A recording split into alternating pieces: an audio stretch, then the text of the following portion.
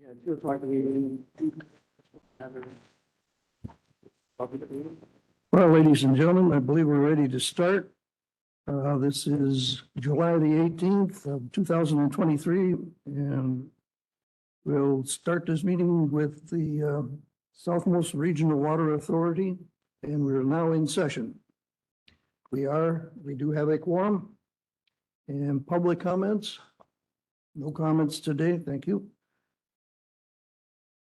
We'll go to the election of officers for the Board of Southmost Regional Water Authority. Ms. Gilbert. Yes, Mr. Vice Chair, at this time, we had a term of office expired from Dr. G. Benavides, and it expired on July 1st, 2023. The BPB Board of Directors took action on July.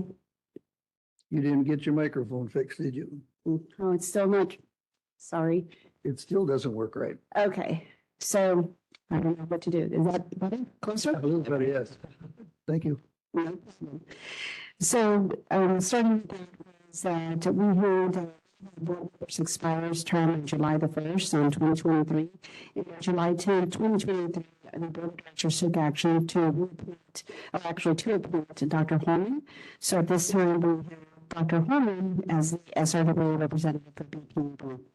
With that, because the president was Dr. G. Benavides, we are here to talk about the recommendation and approval of the appointment of officers for the term of the president. So this time, maybe you all discuss if you want to appoint Dr. Joseph Hogan as president of SRWA board to replace Dr. G. Benavides. I'll leave it up to you all. Well, I'm not sure if I heard you correctly at all. So I believe that we're pretty much staying in the same position we are. Is that satisfactory with you, Gabriel? Yes. So this is an administrative to replace Dr. G. Benavides with Dr. Joseph Holman as president of the SRWA board. Can't understand. I don't have any, Okay. any, So at this time, motion in a second.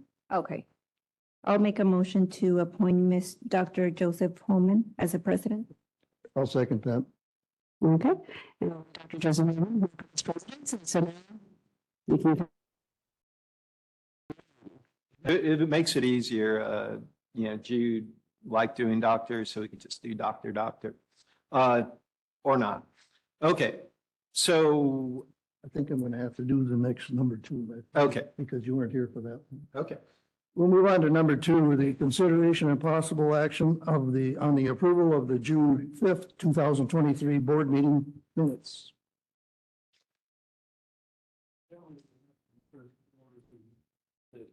Okay. I'll make a motion to approve. I'll second. All in favor? Aye. Thank you. Now it's all yours. Oh, now I start talking. Okay. And now for item number 3, the general manager's report, operational and financial report. Thank you so much for that. So running for the general manager's report, we do have a special counsel that is assigned for SRWA and introduced to you, Mr. Falk, who's in there. Mr. Falk, if you want to say a couple of words about your background. Good afternoon, board members. Really excited to be here and working with Brownsville Public Utilities Board and also working with SRWA. I know several of you. In fact, I was on a call with some folks on the board today. So I work in Austin, but I am from Brownsville, Texas originally. And I come down for the Brownsville Public Utility Board meetings and several other meetings, but my background purely focuses on representing water, sewer, and electric utilities, primarily focused on municipal and government-owned utilities throughout the state of Texas. And my practice also focuses at the Public Utility Commission of Texas, where I've focused most of my legal practice on. The Spencer Fain team, who you all will have access to here in Austin, all come from Public Utility Commission staff background. So they all have relevant knowledge over TCEQ related issues and water and sewer rate making issues and other regulatory concerns. So Happy to be here, and please don't hesitate to reach out or have Marilyn reach out with any questions you all may have. Thank you, Cody. Howdy, Cody. The next item, Mr. Garza, we will start with the operational report for the month ending May 31st, 2023.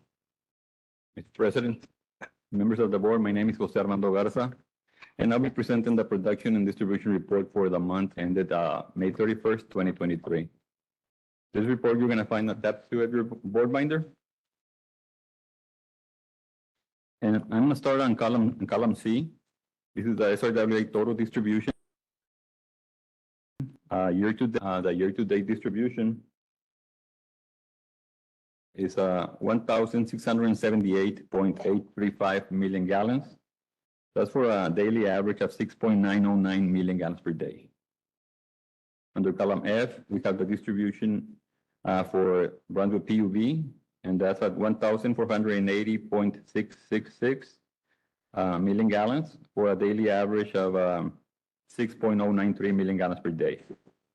For column G, we have the distribution for Valley Mud number 2, and that's at 38.519 million gallons. And that's for an average of 0.159 million gallons per day. Under column H, we have the distribution for Tierra Los Fresnos, and that's at 121.036 million gallons for an average of 0.498 million gallons per day. The column I, we have the credit for BND, that's at 35.256 million gallons for a daily average of 0.145 million gallons per day. The column J, we have the allocation for Indian Lake, and the year-to-date is 3.358 million gallons for an average of 0.014 million gallons per day. Below that, we have the true-up estimates. As you can see, Brownsville is minus 79.14 million gallons. Valley Mud number 2 is minus 3.62 million gallons, and the City of Los Fresnos is over by 82.76 million gallons. Are there any questions on this page?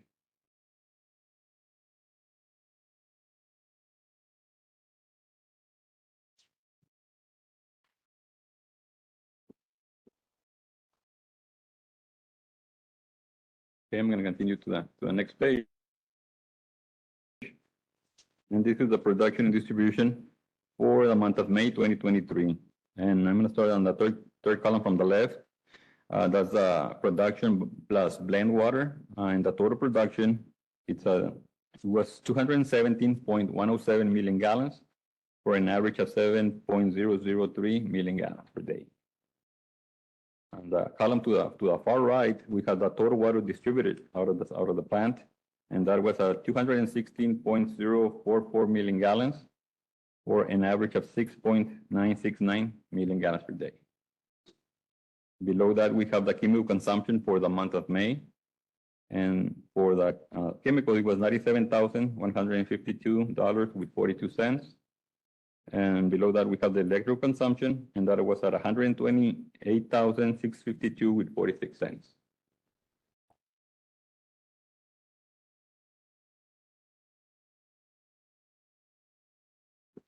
In this page, staff reports events that reduce water production, being scheduled maintenance or emergencies that we have during the month. For May, we had a total of 13 hours of downtime. The first was on the 9th. We were down for 8 hours because after a storm, we lost communication between the well field and the plant. There was no communication. We couldn't turn on the wells. So it took about 8 hours to restore that communication. And then again, on the 31st, that one was a scheduled maintenance to conduct maintenance to our microfiltration strainers. That lasted for 5 hours.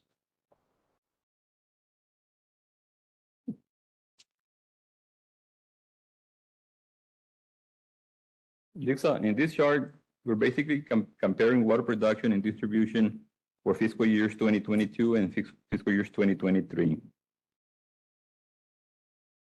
You can see we were in 2023, And that was due because back in July of 2002, we replaced membranes, which allowed us to introduce more blend water and therefore producing more water overall.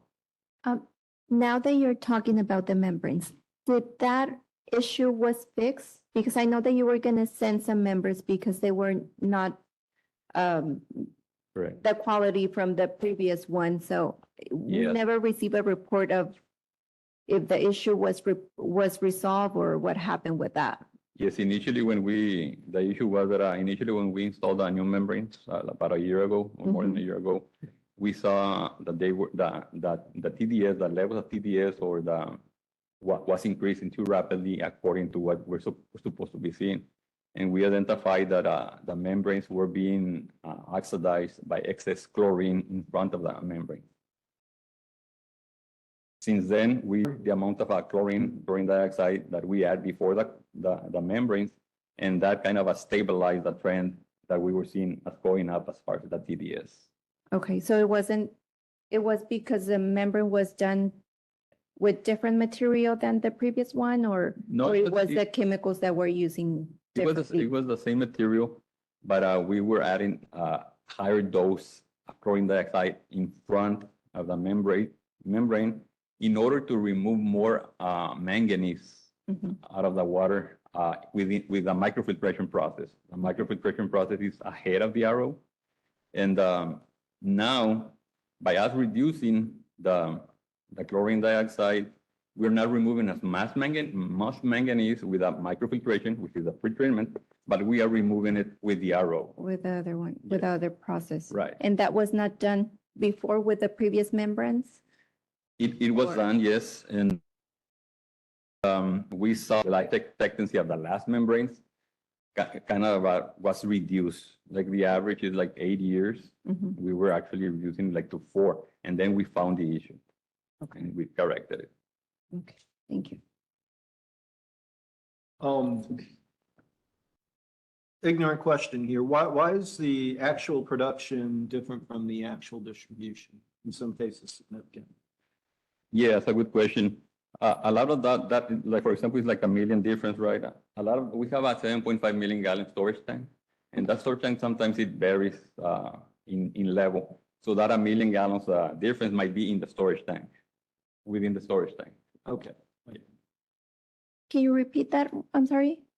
Yeah, like for example, the production distribution is off like for a million gallons. Okay, Sometimes the level might be lower at the end of the month when we do the totals. So that water that is missing might be. might be, so you're in the not, storage tank, okay. yeah. Well, that's the one thing. And the other thing is that I remember we have 2 meters, one for the production and one for the distribution.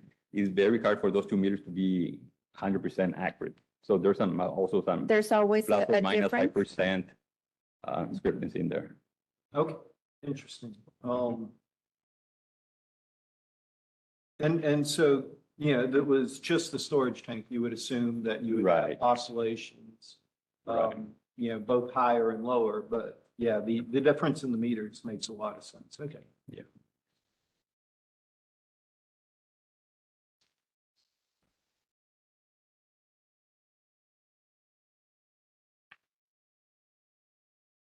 On this chart, we're basically comparing the water production from the 3 water plants for for Brownsville PUV. And as you can see in the box, SRWA is contributing with a percent of the water demand for Brownsville.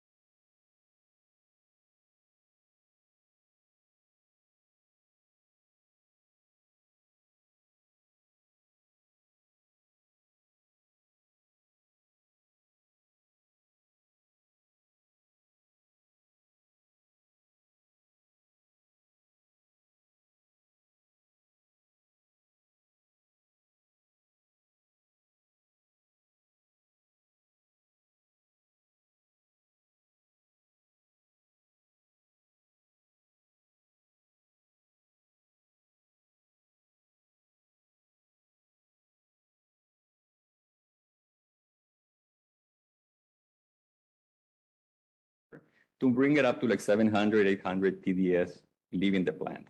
And those 800 TDS leaving the plant, that mimics what the water plants are producing. So that's how we kind of mimic what the plants are doing, the surface water plants. Sorry, TDS is what now? Total dissolved solids.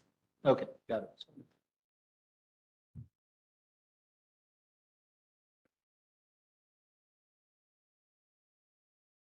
What's the total production that we need to have every month on the water? We've been averaging around 7 million gallons, 7 to 7.5 million And gallons. what's the max that we can do? The capacity of the plant was City. 10 MGDs, but right now we're seeing limitations. We're going through a study to see if we can increase that production. But taking well water, the water that we have available from the 20 wells, and the capacity of our microfiltration, we can do around 8 million gallons per day. So technically, the facility can't do the 10. Right. And that's what we're looking into. I mean, we have engaged the service of an engineer to help us determine what's needed in order for us to actually produce the 10 million gallons. And how's that going? I know I heard about this study, but I haven't. They've been on site and they've been assessing the equipment we have, and they've been assessing the well fields to see if we can draw more water out of the well fields. They're trying to see if we can increase the flux of the membranes, which basically is making the membranes work harder, getting more water through them. They're assessing that to see if we can do that without the need of maybe adding additional membranes or so they're going through that assessment. They're studying that at this time.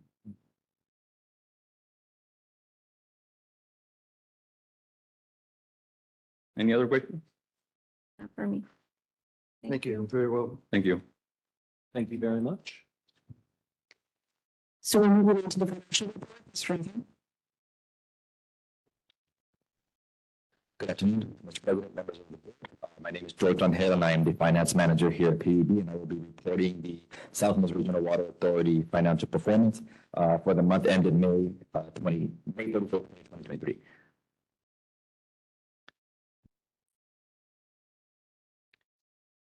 I'm gonna go ahead and concentrate on the far right column labeled fiscal year 2023 year-to-date numbers.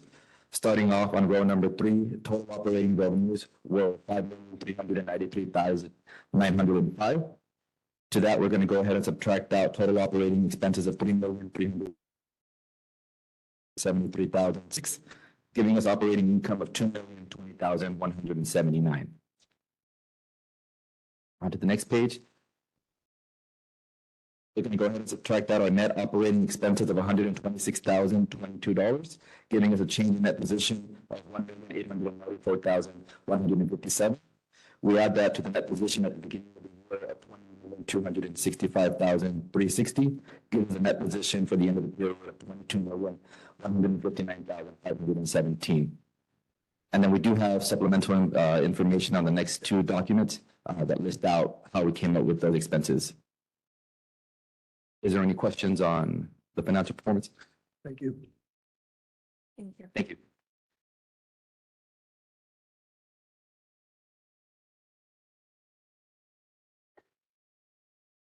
And, Mike.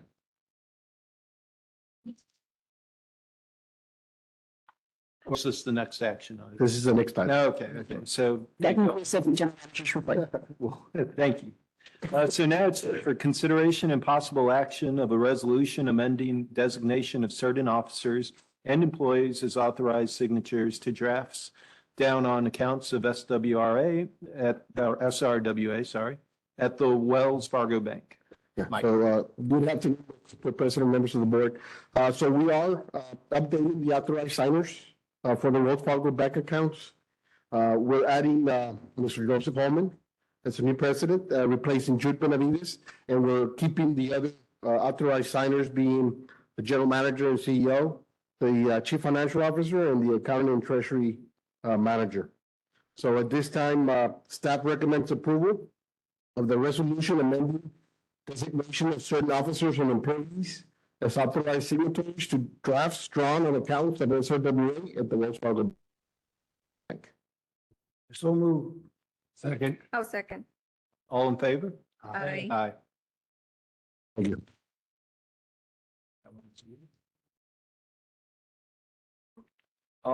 Next item, discussion of the fiscal year 2024 initial draft budget. Mike, oh, no, one. Good afternoon, Mr. President, members of the board. Monica Cavazos, Director of Finance. I'll be presenting the draft budget, the first draft budget for fiscal year 2024. And this will show you by all of the participants, the allocation. Let me read the summary first. The fiscal year 2024 proposed operations and maintenance budget is $5,944,651, which is an increase of $256,339 or 4.5% more than the approved 23 budget. The increases are due in part to labor increases due to overtime, promotions, and salary adjustments. The increase in usage and unit price of chemicals, increases for engineering fees for the optimization design, which Joe spoke about a little bit. The FY24 debt service requirements total $2,276,155, which is a decrease of $1,810 or 8.08% from the prior year. The proposed capital budget totals $2,237,486, and that is being funded through cash on hand. So there was no additional participant assessment for capital projects in the FY24 budget.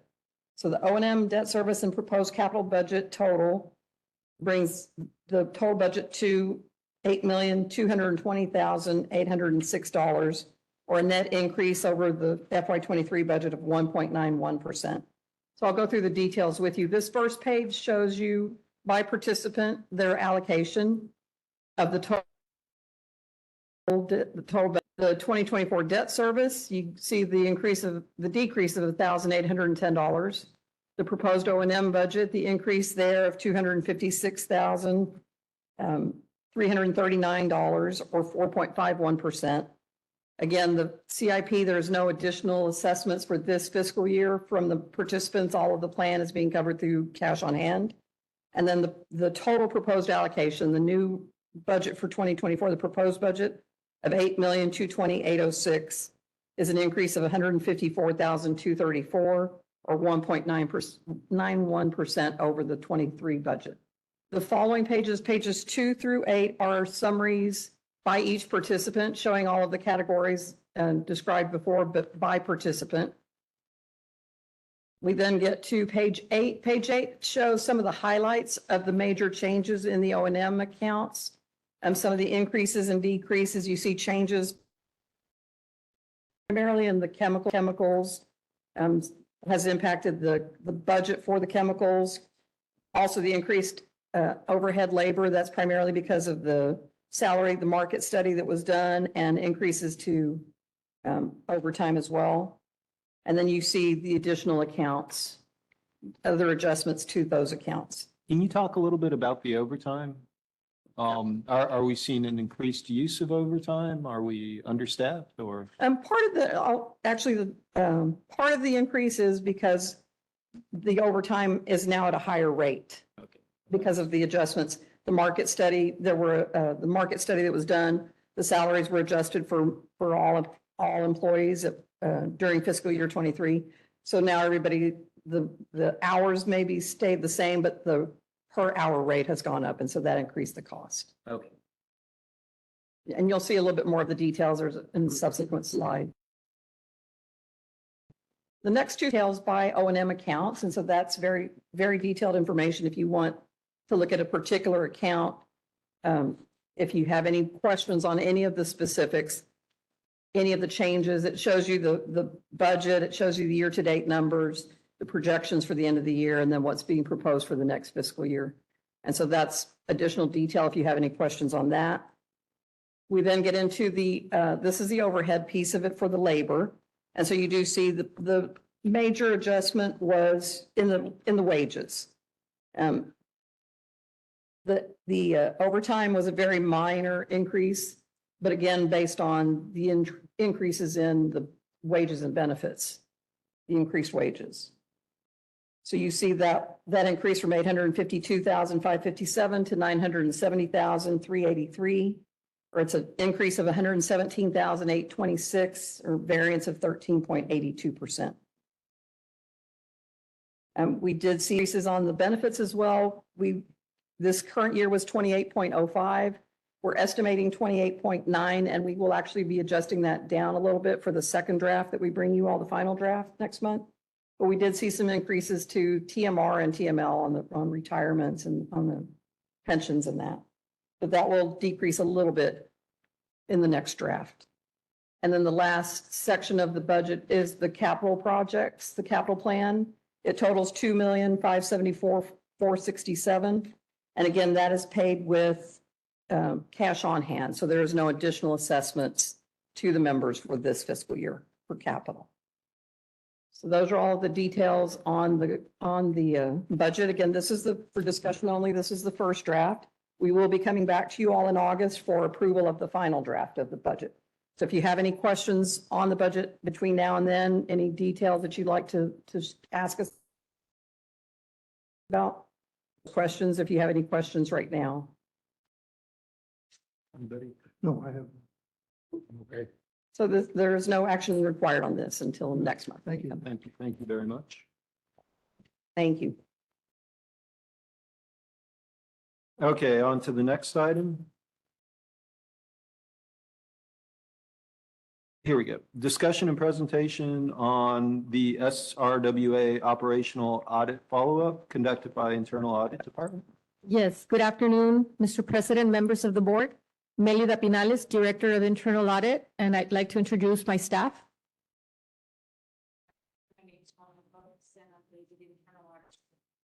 Good afternoon, my name is Lucas Fernando, I'm the Secretary of Audit. Good afternoon, I'm Jose Porras, I'm the Audit Assistant for Internal Audit. Okay, thank you. Okay, so we're going to be doing the follow-up for the audit that was conducted 6 months ago. We finalized the report, and it was part of our annual audit plan to review all of these different tests and objectives for the SRWA department. So the objective is to report the status of the recommendations that were done 6 months ago. And out of the 12, 10 of them have already been implemented. I can go into detail of each one or whatever the board wishes. Anybody any questions? Sorry, I hate to do this, but yes, could I have you go into a little bit? Yes, sir. detail on Yes. number 8, the inventory? Yes, I can give a recap of each one. So on the work instructions, when we, Oh, sorry, just number 8. So just number 8? Yeah. Okay, sure, no problem. So on number 8, when we did testing, we identified different items that were not. So we have a system that's called GP. That's our capital assets system, where we document anything that's capitalized over $5,000 in value. So then we have a procedure for anything that's under 5,000. So one of our objectives is to ensure that all of our equipment, items, vehicles are accounted for. So when we were out there, one of the test steps is to request the list from management, and then of course we get the list from the finance department and we match those lists. So when we start seeing discrepancies, or when we're out there and we see, okay, so there's this costs $5,000, but it's not on the GP list, that's where we identify a variance, and that's when we get back to management to make sure either do an additions form, a retirement form, or whatever form needs to be done to ensure that all of our equipment and material is accounted for. That's what that item was. Okay. So then on the 2 items that are still in progress, we have the budget book, and now they've just presented the first draft of the budget. So that should be taken care of during the next fiscal year. And then on the records retention process, when we were out there, we identified boxes that had not been reviewed or disposed of if they had already met the records retention. Currently, right now, we do have a We do have a directive from our general manager and CEO to put on hold any destruction of any records. So until that is lifted, these records, if they have met the records destruction, they can be destroyed. But as of now, we still have them under our custody. Any questions on anything that I can address? Yes, going back to number 8. Yes, ma'am. Are we gonna receive a list of all the items that were not on the? On number inventory? 8, Then let me the go back one- to number 8. Yes, the one that you talk about, the inventory control. Yes. So if we go back to the finding, are you okay if I read the findings so we can elaborate into it? So the finding specifically indicates that SRWA water treatment manager is not ensuring staff is regularly maintaining the inventory list for areas within the plant facilities. Specifically, lists are outdated. Lists do not include new and used equipment. For example, laboratory supplies, cables, spare parts. The lack of inventory controls leads to inefficiencies by not being able to identify spare parts on hand and inaccessibility of materials. And then, so in addition, obsolete equipment is stored in the microfiltration building that has not been disposed of and/or retirement forms have not been completed.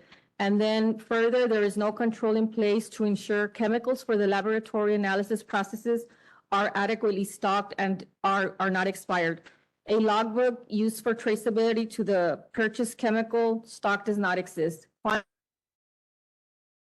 of physical inventory not monitored with date of disposal and expiration dates, therefore replenishing of chemicals is not able to be determined. So it was several factors that were identified there. We did go back as per the direction from Dr. Holman. I sent him the reports, and there was some items that were purchased many years ago, so we couldn't trace back the actual invoice. Or if anybody from SRWA would like to expand in regards to Judy, but that's practically what it is. You know, we identified items.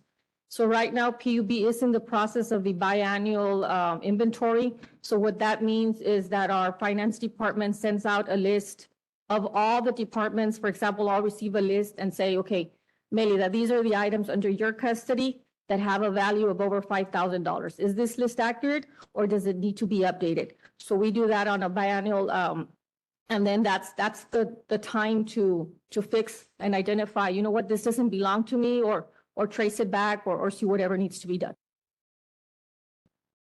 But my question is this inventory list already updated? Yes, with ma'am. the Yes, ma'am. It has been SRWA? taken care of. So they did assign the lead, or your lead? Your lead, take it, to ensure that that is being kept up to date. Thank you. You're welcome. Do I hear you correctly? You don't keep track of anything under $5,000. Yes, sir. No, we do. So it's two separate things. We have our capital, which is anything over 5,000, and then you have anything that's under 5,000, which we do have a procedure. Spare parts and stuff. Yes, sir. There's a separate list. So it's two separate lists. Okay, yeah, I just wanted to make sure that we were, because I Yes, sir. was thinking, God, I didn't hear Well, yes. things quite right. I said, Yes. I got it. Yes, and we do have a procedure. Things worth Yeah, no, we do have a procedure. $5,000, it'd be a lot. Yeah, no, we do have a procedure in place for anything that's under 5,000 where the manager is Great. keeping Thank track of that. And yes, sir. Thank you for your clarification. Yes, sir. So I meant to actually with an email on this, and maybe more appropriate for Maryland, but it would be nice to know what our waste rate is, you know, like what chemicals are hitting their expiration date before they're used, and yeah, what percentage of what we buy is just because we had stuff go bad. We'll come back and provide to a report on that. We do have the optimization study, and we did make a where that's at. I was going to talk to staff after the meeting to come back and give where the status of the optimization study was at on that as well. So we'll include this as well. Thank you. Any other questions? Thank you. Thank you. Thank you very much. Wow, this is much faster than what I'm used to. Okay. And so a final item is discussion on date and time of the next board meeting. So this, I know we have chair here and I want to bring this item to the attention so that you all can discuss if this is a good time for everybody and the president can discuss and what would be the appropriate time. We typically would previously on Mondays at lunch.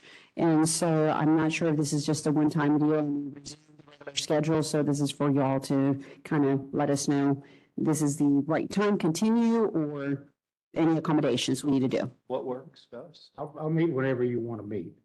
4 a.m. in the morning? Okay. It's been early in the morning. There we go. So we do have exceptions. Anything in the morning, it will be better for me, but anytime I can make arrangements.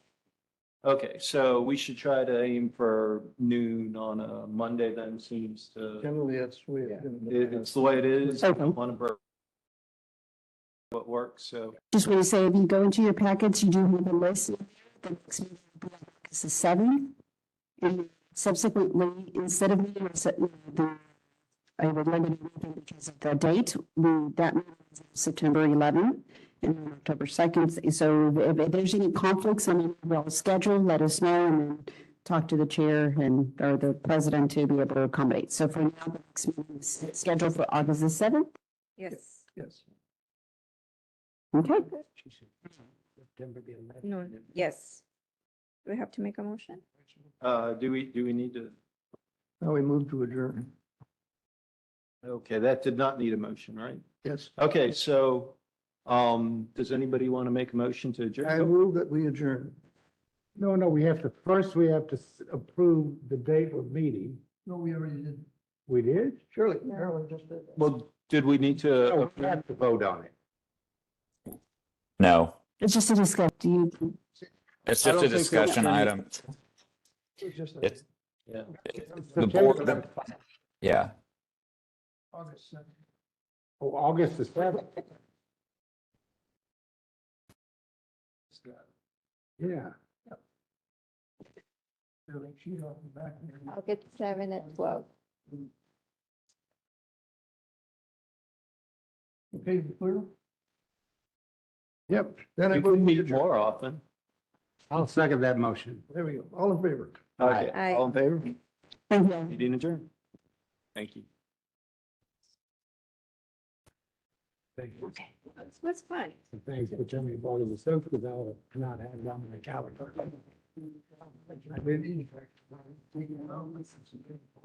Well, we're in which